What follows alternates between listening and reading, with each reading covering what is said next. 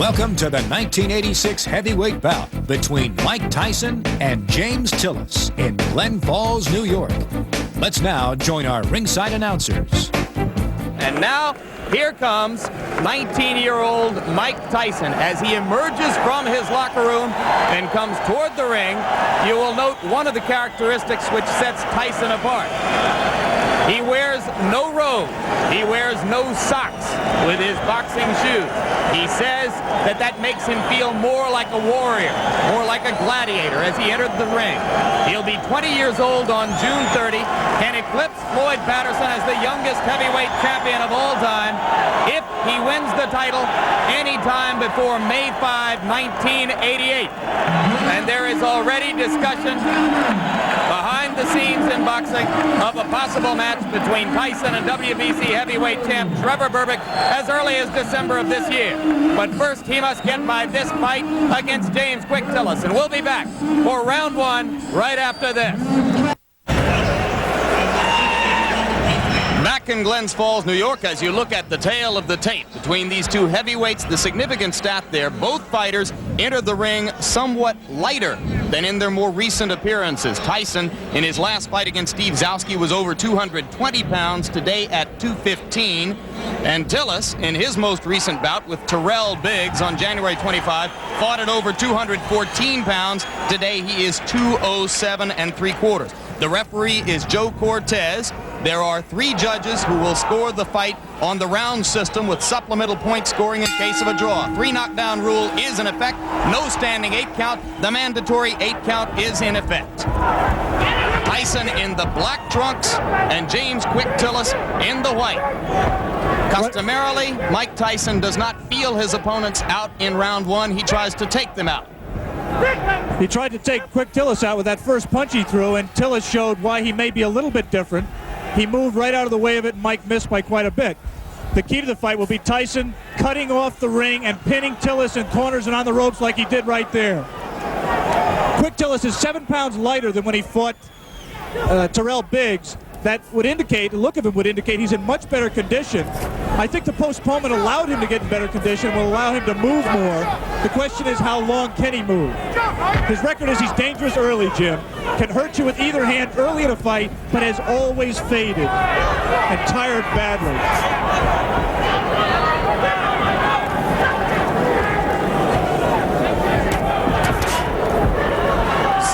Delivering the left jab and following with the right. He is not running away from Tyson, and Tyson goes to work on the body. Some say that what sets Tyson apart is the intensity and the effect of his attack to the body. It is amazing to see such a young fighter understand so well the importance of body punching. Generally, it takes a veteran to understand that by punching to the body, you can take all that movement away from James Tillis, and that's what Mike Tyson plans to do. You saw Tyson with the left hook splitting Tillis's guard and getting the punch through moments ago as he had Tillis in the corner. Joe Cortez, the referee, the only one of the 3 judges in Las Vegas a few weeks ago who scored the Larry Holmes-Michael Spinks fight in favor of Holmes. That was an excellent right uppercut by Quick Tillis, which is a punch that should be effective against someone who comes in, burrowing in like Tyson does. For some reason, Tillis landed. He was so shocked he grabbed.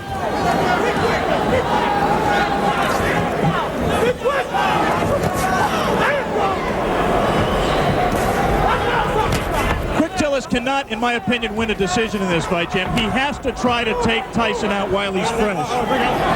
You see that Tillis grabs Tyson behind the head when he ties a fighter up. He customarily does it by tying them up behind the head. That will not deter Tyson from flailing away at the body, as he did right there. And Joe Cortez, the referee, quite properly did not break the fighters because Tyson's hands were not tied up.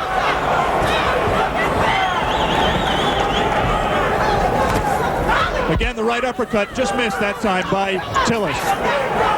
Late in round 1, a round in which Tillis has not acquitted himself too badly, as he has managed to stay away from Tyson's thunderbolts, although he just took a right hand. We'll be back.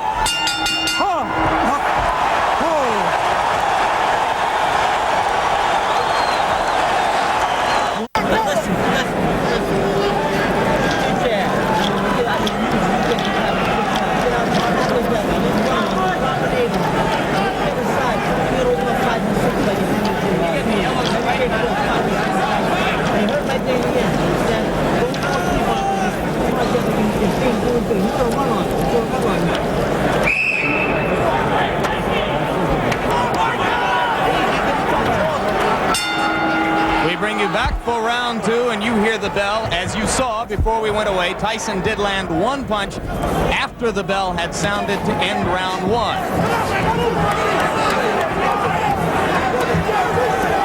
Most people in boxing, if they're looking for a way to beat Mike Tyson, believe it will be done by a fighter who is able to move and punch effectively on the move, as Henry Tillman did in winning 2 fights from Tyson in the Olympic trials as amateurs. All right, bring out clean punch. Tyson just landed 2 solid left hands. The difference, obviously, is here Mike Tyson has 10 rounds to wear down his opponent. He had to go all out in the 3 rounds amateur limit. Lost to Tillman in the Olympic trials. Right hand lands flush on the cheek of Quick Tillis, but that was an extended right hand. He was not in close enough to do maximum damage. Yeah, but he's not letting go of Mike Tyson. He might be shaking his hand, which generally means that he was hurt by the punch, even though it was, as you say, extended.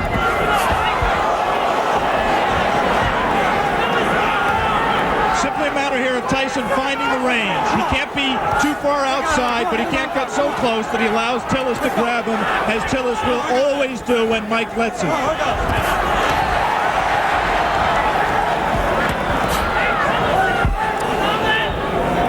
Tyson can be hit. He was openly disappointed with the number of times that Steve Zowski landed on him in his last fight. Any custom auto-trained fighter prides himself on his defense. And Mike really was disappointed that Zowski hit him with some right hands, really silly right hands that he should not have been hit with. It was just a loss of concentration. The right hand by Tillis was blocked there. A jab by Mike Tyson, a rare punch for him in his first 19 fights, a punch that he is smart enough to know that he's going to need if he's going to move up to world-class competition. He's been using it more in training and says we'll see a lot more of it in this fight. He just tried it there until Tillis knocked down 2 of them.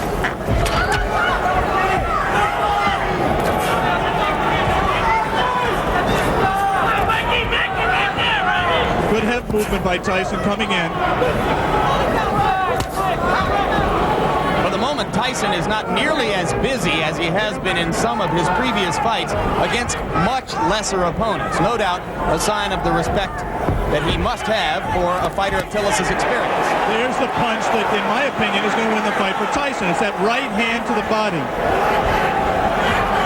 He won't knock Tillis out with it, but he will wear him down and bring his hands down so he can land punches to the head. He got him with the left, and you saw Tillis staggering backward momentarily.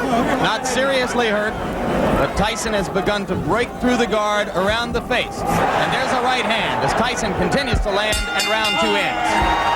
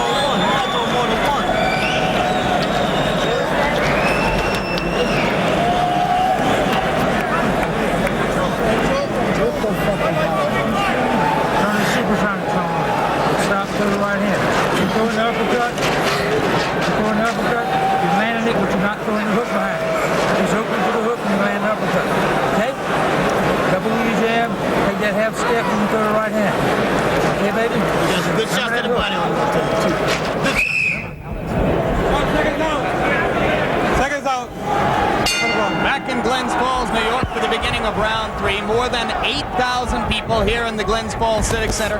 Almost all of them rooting for the fighter that Upper New York State thinks of as its own Mike Tyson. Right now, all of the aggression is out of Mike Tyson. He is keeping his distance. He's trying to learn how to box with James Quick Tillis. It is not, or has not been to date, his fight. So if Quick Tillis has done nothing else, at the present time, he's taken Mike Tyson out of his game plan.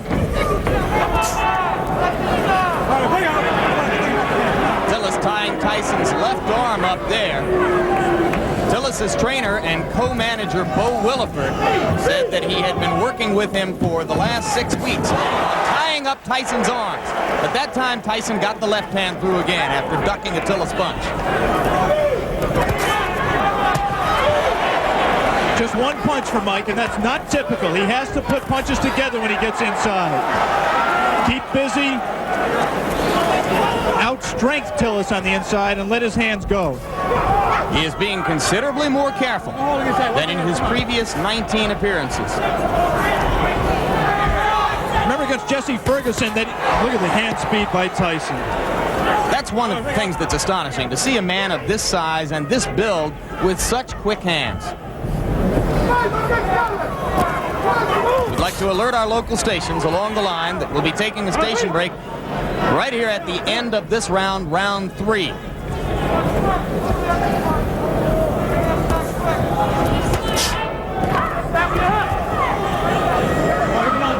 I was saying in the fight against Jesse Ferguson, Ferguson fought a negative fight, fought to survive for the most part. The punch that turned the fight around was a combination, actually, a right to the body and then doubling with it, coming right up the middle. Let him go. Looks to me like Tillis is open for an uppercut up the middle the same way. Come on, get those arms out. Come on, work out of there. This is an important learning experience for Mike Tyson. He's going to have to be able to handle a quick Tillis to get to the top of the event. He is right now. Tillis is making the mistake of trying to trade with Mike Tyson. He should be moving off the ropes. Instead, he got into a little bit of macho there, and quick Tillis is not going to be around long fighting that way. Again, he scores with the right uppercut. Does quick Tillis. Repeatedly, Tillis has scored with the right uppercut. But Tyson is beginning to wear down Tillis' defenses, particularly when he catches him against the ropes and then releases the hands. Round 3 coming to a close, and Mike Tyson warms to the task once again as the round comes to a close. Back with more after this word from our local station.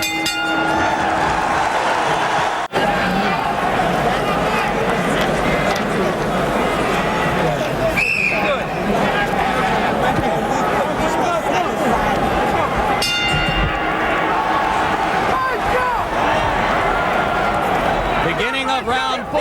Jim Lampley with Alex Wallow in Glens Falls, New York. If you are scoring in rounds, as they do here in New York State, I had the first round even and have given rounds 2 and 3 to Mike Tyson. Right hand lands on the point of the chin, but he didn't get all of it. And a good left hook by James Tillis. And again, inexplicably, quick Tillis grabs after he scores the best punch he scored in a couple of rounds. You should put punches together, punch in combination, and he might give Mike Tyson more trouble than he wants.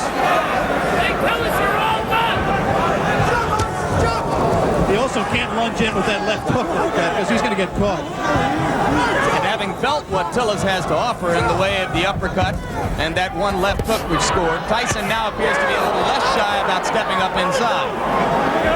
Tillis is landing punches.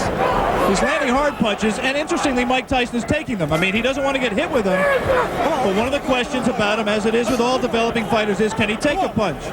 Quick Tillis has had people like Carl Williams on the deck twice, Greg Page on the deck, Marvis Fraser hurt. He can punch when he's fresh like this. Switches left-handed. Tillis is a converted southpaw. Punches hardest with his left hook. Fought as an amateur. Fought as a southpaw as an amateur. Turned around in the middle of his amateur career.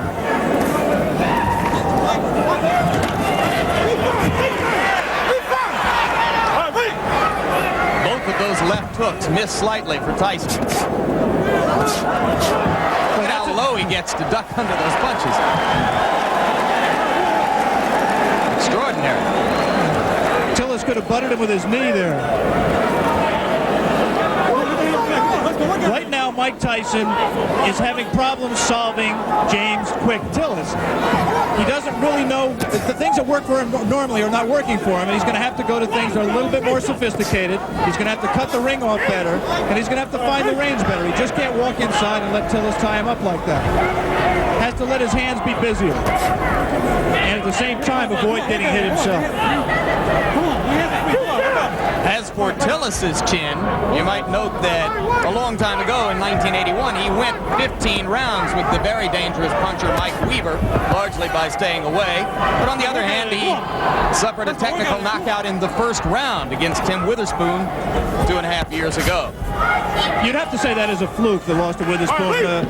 Tillis claims he slipped on some water in the corner and was distracted before he got punched. Again, he lunges in and gets caught. The left hand drops Tillis onto the seat of his pants as round 4 is coming to a close. I'm not so sure that his right foot wasn't stepped on, causing that knockdown. There was definitely a punch, but I believe that Tillis's right foot was stepped on by Tyson at the moment the blow landed. All right, let's stay right here and take one more look at the knockdown. I'm clearly wrong. That was just a clean punch. He was off balance. We said that Tillis could not lunge in with the left hook. He lunges in with the left hook. Tyson very cleverly slips it, comes back in a punching position and lands a left hook. That was not the full power of Mike Tyson, but Tillis had lunged, was off balance, and he was able to drop it. Let me repeat that there was no tripping involved. There was a clean punch. There is the Tyson corner. You see Kevin Rooney in the year of Tyson, another custom auto-trained fighter.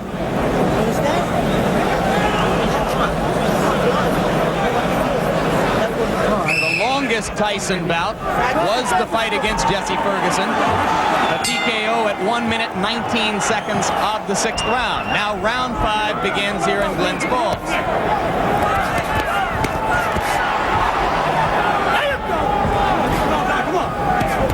Tillis still willing to trade leather with Tyson. I don't think that was a punch. The knockdown punch was a punch that hurt Quick Tillis. It definitely got his attention, but he wasn't debilitated by it. It's not that was not looking. Did not look to me to be the beginning of the end. He might have learned not to lunge so badly with the left hand, though. And there you see Tyson whacking away to the rib cage with the right hand. Again, Cortez warns Tillis for holding behind the head. Tillis switches briefly to southpaw and goes back. And again, he holds behind the head. Mike Tyson is not doing his job in those clinches. His hands are free, but he isn't using them. Right there, there's no reason for Mike not to rip punches to the body. We talked about his ability as a body puncher. He has it. He just isn't using it. Watch this side, man. Watch this side. Watch this side. All right, bring up. Let's go, step back. Tillis turns away for a moment to spit, but so far he does not look hurt, as Alex pointed out. Looks rather fresh. Has had a tendency in the past to tire.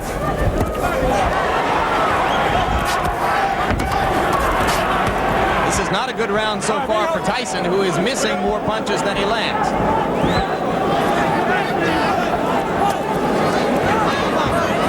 And again, not busy in the clinch. That's frankly astonishing because the opportunity is there for him to do a lot of damage. There, he gave a half-hearted effort at that combination we talked about, the right to the body and the right uppercut, but he didn't land it. He did land punches at the end of the flurry. And that's what he has to do with Tillis. He has to keep punching. He's just letting isolated punches go. Like a single left hook, nothing behind it. He has to punch in combination to be effective. There's a great tendency here to compare Tyson to another young heavyweight, Olympic super heavyweight gold medalist Terrell Biggs. Tillis extended Biggs to the full 8 rounds where Biggs got the decision, and that was on January 25. Two good short chopping right hands by Tillis.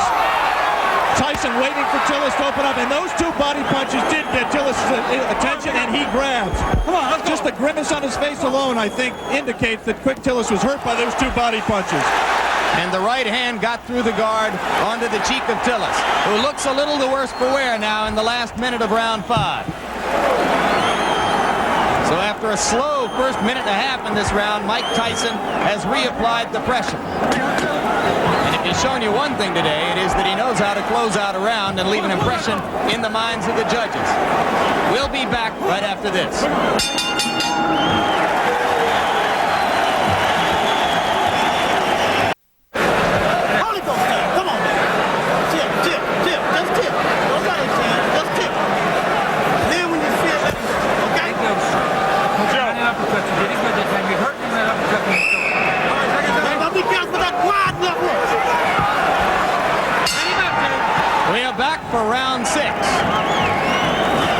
It's a piece of trivia at best, but now Tillis has an opportunity to go farther with Tyson than any of his previous opponents if he can last past 119 of this round. Well, I think if Mike continues to fight this way, Tillis has the chance to break the knockout string.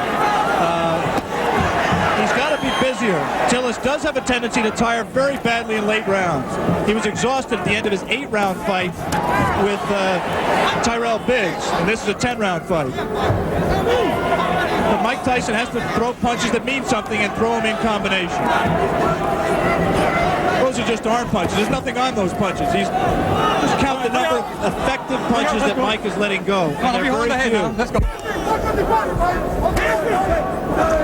He's just trailing Tillis around the ring, not cutting it off effectively. Come on, work out of there. Come on, work out. Your hands. Allowing himself to get tied up, accepting clinches. Now the crowd begins to implore Tyson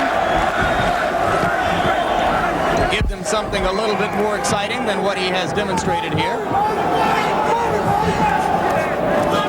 And now it becomes clear that Tillis will last longer than anyone else has, as we have just passed the point at which Jesse Ferguson was bid to stop by Luis Rivera in Troy, New York, a couple of months ago. That punch missed, despite the crowd reaction.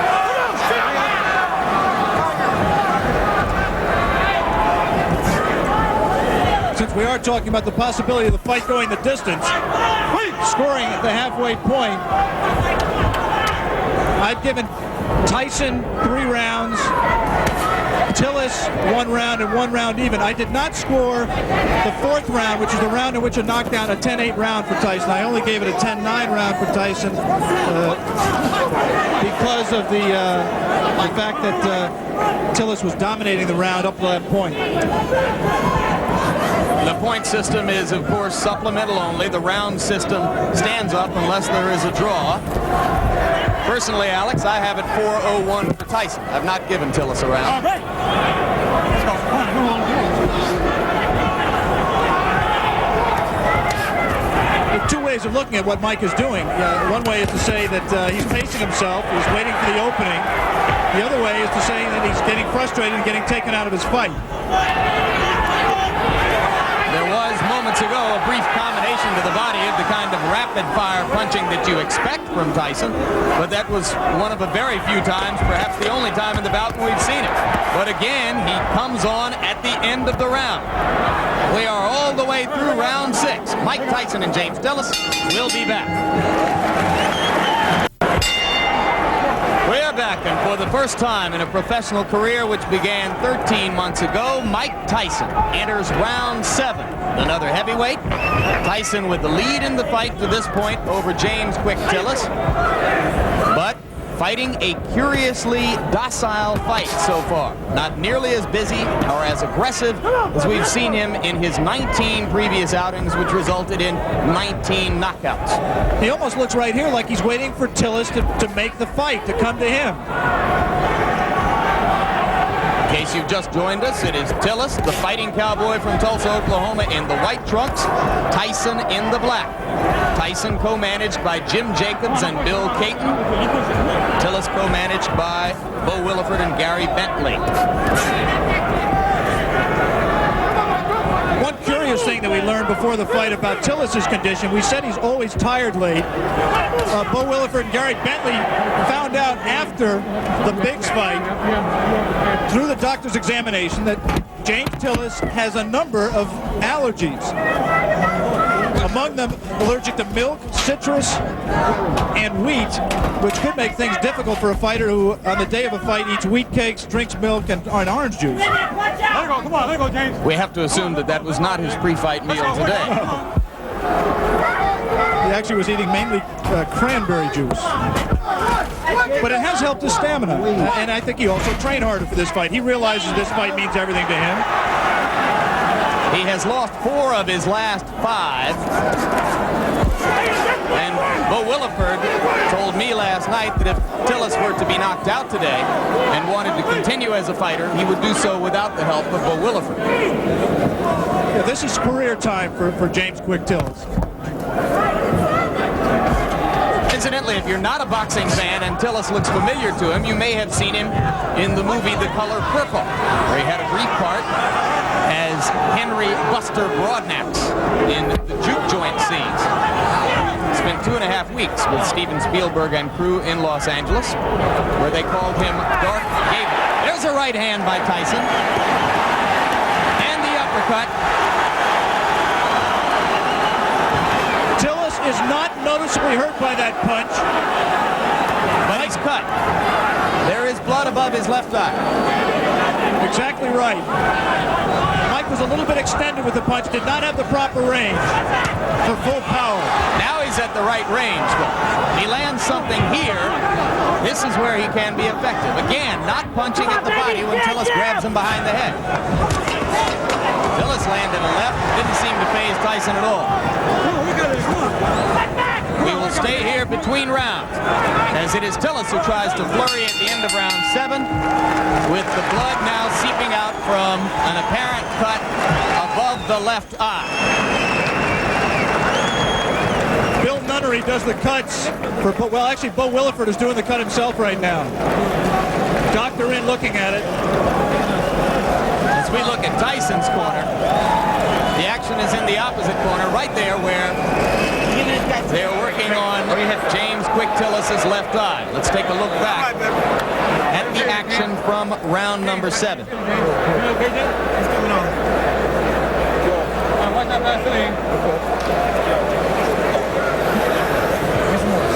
You see what Tyson did there. He scored the right hand to the body, missed with the right uppercut that we thought he could land if he kept throwing it, but continued to punch. And eventually that will pay dividends. He has to continue to back up Tillis and continue to cut the ring off on him to be able to score effectively. I want to give James Quick Tillis credit. He's been there with a tough young bull, and he's fought harder and stronger really than I've ever seen him fight in his career, including the time he fought for the title. He is showing something that a lot of people have questioned over his career, and that is his heart. He's cut. He's taken some brutal punches, and he is fighting back, moving, and still trying to win this fight. One of the greatest trainers in the history of the sport openly questioned Tillis' heart while he was working with him. Angelo Dundee worked with Quick Tillis for the Weaver fight and some subsequent fights. He finally just gave up. He said James had no spirit to fight. Tillis told us in the pre-fight interview that he found that spirit. Didn't know why he'd never had it, but said he found it for this fight. He was going to be a different fighter, and he has been. You cannot question his courage or his commitment today. He has been there from the opening bell. He has not run away as he did 15 rounds against Weaver in 1981.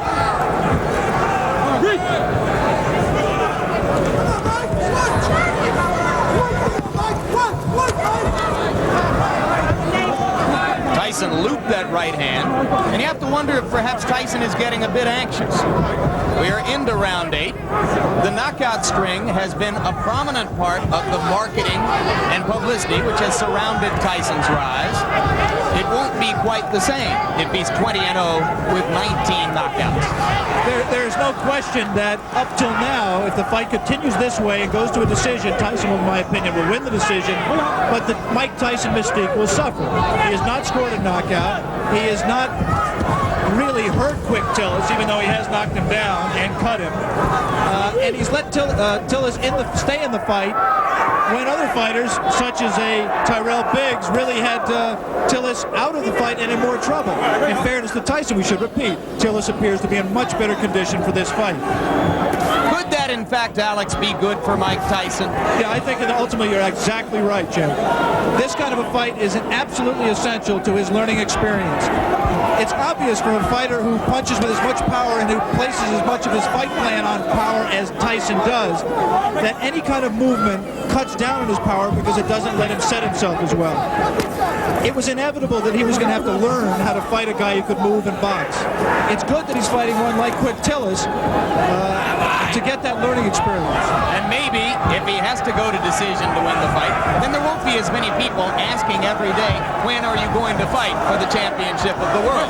Those same people who are questioning his chin and his ability to go rounds will turn around now, since he's demonstrated that he has not gotten exhausted and he's taken good punches, will now turn around and say, well, he can't punch. Mike Tyson just went left-handed, and that was decidedly left-handed. It's the first time he's been that committed committed to a left-hand stance since his 4th professional fight. It means he's a little bit confused, a little bit frustrated, and he's willing to try anything new right now.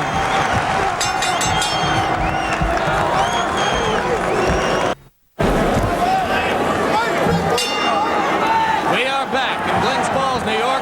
James "Quick" Tillis enters round 9 with 19-year-old knockout phenomenon Mike Tyson.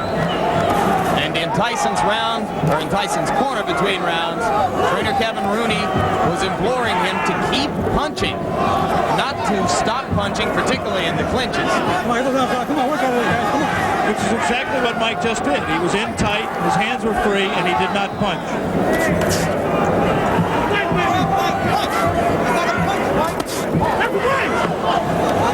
This Mike Tyson looks very much like the Mike Tyson who lost 2 close decisions to Henry Tillman in the heavyweight trials for the Olympic Games in 1984. He is confused by the movement. The movement does not allow him to hit a stationary target, and therefore he can't set himself as well. We have not seen the evidence of the jab that Mike Tyson said we would see. And Henry Tillman recently scored a first-round knockout over Bash Ali in a cruiserweight fight. Could he be, in his own way, Alex Wallow, progressing at just as impressive a rate as Tyson?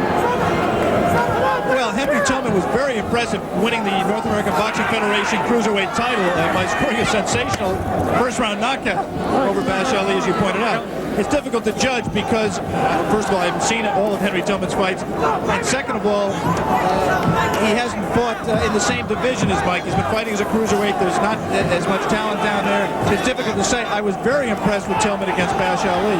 He will be inevitably a future opponent of Mike Tyson, as will Terrell Biggs and a number of other these young heavyweight prospects. Coming up immediately after this fight, our coverage of the Kentucky Derby, beginning of ABC Sports' run through the Triple Crown this spring. Right now we are in round 9. Mike Tyson well ahead in the scoring, or so we would judge it, against James Tillis, but looking for a knockout to keep his 19 knockout string alive. I'm not sure he is looking for a knockout, Jim. He certainly isn't fighting like someone who is. It's possible that, number one, he doesn't know how to knock Tillis out. Tillis has presented a problem to him in terms of power punching that he can't solve. But secondly, it's also possible that Mike Tyson is interested in how he is going to react to fighting rounds. He's heard all the doubters say he can't go 10 rounds or 15 rounds, and maybe he's in the back of his mind trying to find out exactly how he is going to respond in that kind of a fight that he is in no danger, in my opinion, of losing.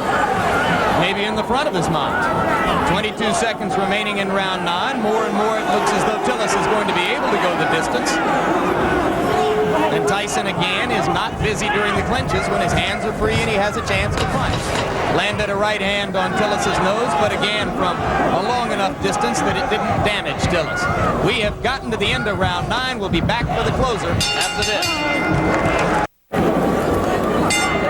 We are back in Glens Falls, New York, round 10. The crowd tries to liven itself up, try to provide some encouragement to Mike Tyson. Most of them have come here today hoping to see a knockout and, frankly, expecting to see a knockout. Tyson tries to deliver with the right hand and steps in and throws the left. Tillis again ties him up.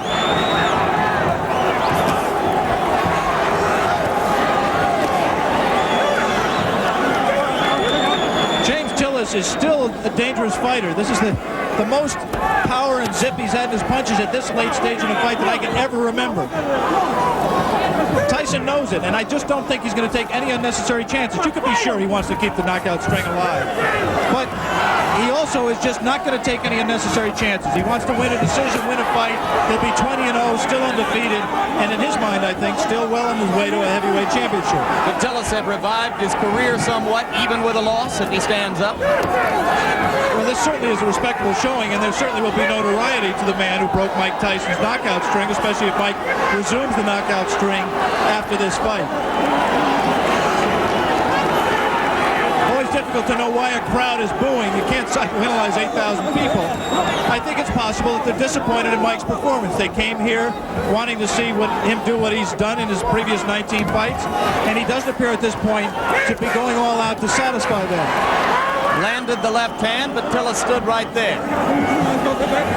Cut is no longer a problem. It has been effectively stopped. Tillis comes straight in.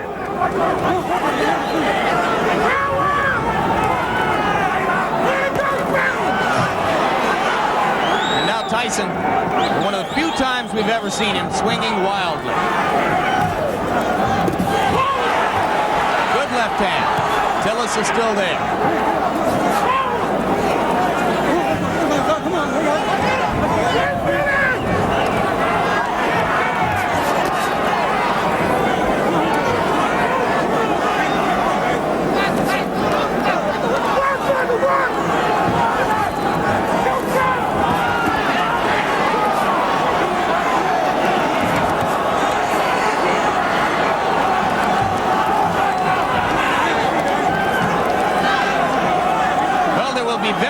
Doubt about the decision here. The scoring might be slightly different in Tulsa, Oklahoma. Tillis continues to give a good account of himself. And backs Mike Tyson up onto the ropes, which is a first. A little of Tyson's own medicine. It will be interesting to see how Mike reacts to this. Closing with a flurry. The bell is going to sound.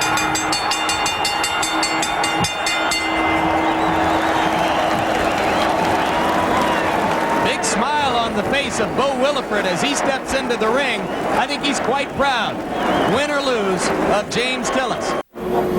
All right, now we are back live in Glens Falls, New York, and in the middle of the ring announcer Paul LaFleur with the decision Ladies and in this gentlemen, here is the official scoring. Judge Bernie Friedkin scores it 6 rounds to 4. Judge Al scores it 6 rounds to 4. Judge Tony Moret scores it 8 rounds to 2. This decision is still undefeated, Mike Tyson.